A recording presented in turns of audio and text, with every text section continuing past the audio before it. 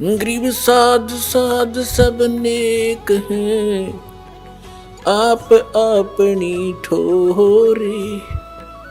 जो सतलोक ले जावेंगे वो साधु कोई और।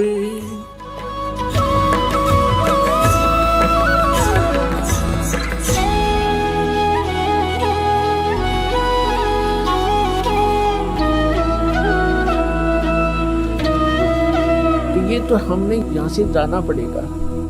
जब आप यहाँ शरीर छोड़कर जाओगे तो ऊपर जाकर के जहाँ भी आप देखोगे ये दास के रूप में वो कबीर परमेश्वर आपको खड़े दिखाई देंगे।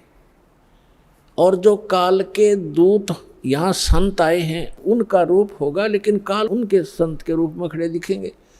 तो वहाँ जिस गुरु की वो शरण में है तो वहाँ जाकर अपने गुरु जी के पास ही जाते हो, तो सीधे के अपने वो खड़े गुरु जी, तो आप उसके शेष सारे उस गुरु के पास, उसके शेष उस दूसरे गुरु के पास। तो वहाँ काल भी आता है जो उसने संत भेज रखा है इन जीवों का नाश करने के लिए, और परमात्मा आता स्वयं जिसने अपना संत भेज रखा है जीवों का विकास करने के लिए। तो इस दास के रूप में आपको वहाँ परमात्मा मिलेंगे। आपको एक और हिदायत दी जाती है कि जब आप गुरु जी के पास जाते हो, प्रणाम करते हो, तो उसमें एक अभ्यास बनाओ कि सतनाम का सुमरण अवश्य करें। प्रथम नाम मिला है तो प्रथम का अवश्य करें। जैसे प्रणाम करते करते भी आप एक सांस का सेवन आसानी से कर सकते हो। और उससे क्या होगा, जैसे यहाँ तो आपका अभ्यास बना रहेगा, भक्ति तो करनी है, तो उससे क्या होगा, जैसे आप वहाँ जाओगे, एक तिरकुटी एक इंटरनेशनल एयरपोर्ट समझ लो तिरकुटी, जब वहाँ पहुँचोगे तो वहाँ आपको परमात्मा मिलेंगे इस दास के रूप में।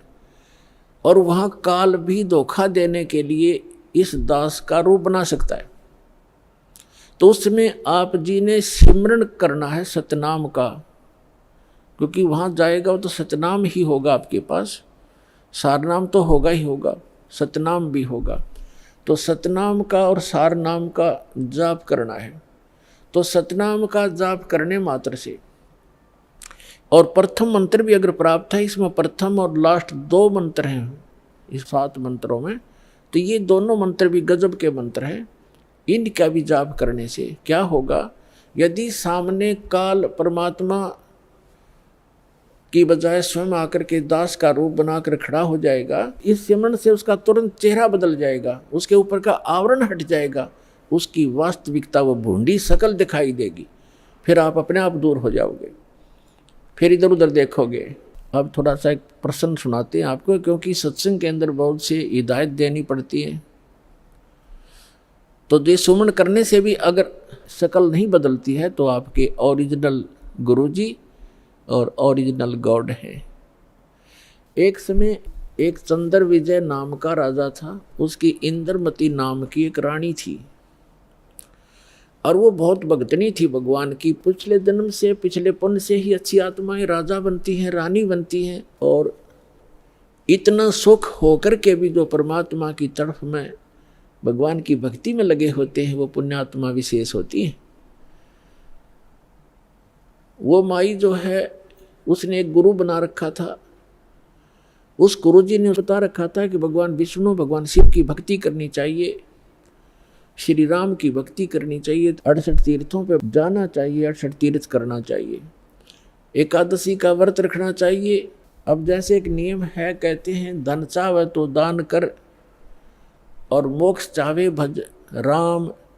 तो हमने यहाँ इस काल के लोक में रहना है तो धन भी चाहिएगा और राम भी प्राप्त करना है, तो हमने दान भी करना है और सच्चा नाम भी जपना है।